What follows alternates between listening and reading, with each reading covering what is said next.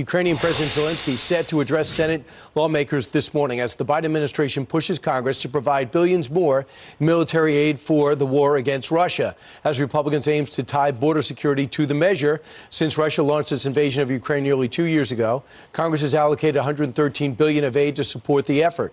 Arkansas Senator Tom Cotton is in support of supporting Ukraine, but they got to be smarter about it. First things first, Senator, Republicans have made it clear, you included, border security has to be involved.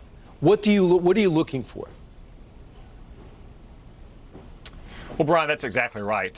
Joe Biden seems to care more about other countries' borders than America's border. We care about both. We think that we can support Ukraine and Israel and Taiwan and rebuild our own military while also addressing the crisis at our southern border. I mean, just last week, we had days in which 12,000 illegal migrants crossed the border. Those are, as Ainsley said, just the ones we know about. So I just imagine the scale of that. I mean, Jay Johnson, Barack Obama's Homeland Security Secretary, said the system is overwhelmed with just 1,000 migrants a day. Right. If you had a week of 12,000 migrants every single day, it'd be almost as big as Fort Smith, Arkansas. So we have to address the problem at the border, which is driven primarily by the Biden administration's abuses of asylum and parole, allowing people into the country who have no legal right to be here. If we can address asylum and parole, that's the key to passing legislation that will not only help secure our own border, but help our allies protect themselves as well. Right. And the thing is, right now, 27% of the country support President Biden's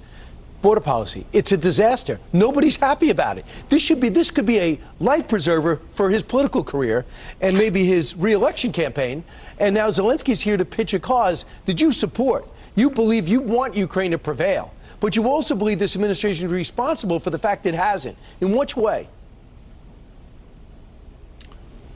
Yeah, Brian, we always welcome foreign leaders to the United States Congress, and I support Ukraine. I don't support Joe Biden's Ukraine policy. For 2 years, President Biden pussyfooted around, and he didn't provide Ukraine with the weapons it needed to fight the war, defend its own territory. And then he always flip-flopped 3 or 6 or 9 months later. But what did that delay mean? First, it meant that Ukraine doesn't have the weapons today that they needed to push back Russia. And second, it made it harder for Ukraine to push back Russia because it allowed Russia to dig in defensive lines in southern and eastern Ukraine. I mean, you hear a lot of anonymous sniping from the administration about how Ukraine didn't fight well in its most recent offensive.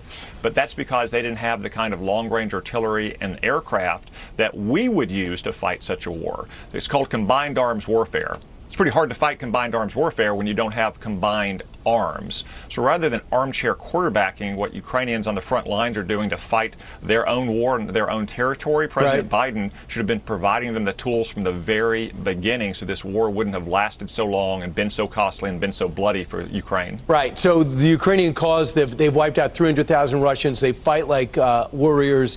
That's not your problem. Your problem is the pace in which we're arming them. We get them eventually what they need, but not enough. And we still haven't trained enough F-15 pilots. Senator Lankford, who's leading this conversation on the Senate side, says we're not going to be able to get it done by Thursday or Friday of this week. So you guys are going home for vacation. That means nothing gets funded, nothing gets addressed. Just Merry Christmas? Well, Brian, I regret that we're not going to pass legislation this month, last month, because we're in a crisis situation at our southern border. We need to close our border months ago. But also, Ukraine needs funding. Israel needs to be supported. Yeah. And we need to be watchful about the threats that China is posing towards Taiwan. But we're at this situation now, this impasse, because Democrats seem to care more about keeping our border open than they care about helping Ukraine get back to its old borders or help Israel protect its borders. Democrats have to recognize that the American people, while they support our friends overseas, are also appalled at the crisis at our own southern border and are insisting that we get control of it. Again, 12,000 migrants a day. And most of them, if you look at those videos that you're playing on Fox regularly, are not nursing mothers and infants. They are military-aged males. That's why the FBI director has said the southern border is a matter of great concern for our national security. And your Democratic mayor in New York City, your Democratic mayor in Chicago, your Democratic governor of Arizona, all sounding like you when it comes to border security. They could actually bring the country together and address something the whole nation needs addressed. Instead, it's sniping, and instead of cutting a deal that's so necessary. Thanks so much, Senator Tom Cotton. Appreciate it. Look forward to getting the after action report if you speak to the president of Ukraine. Appreciate it.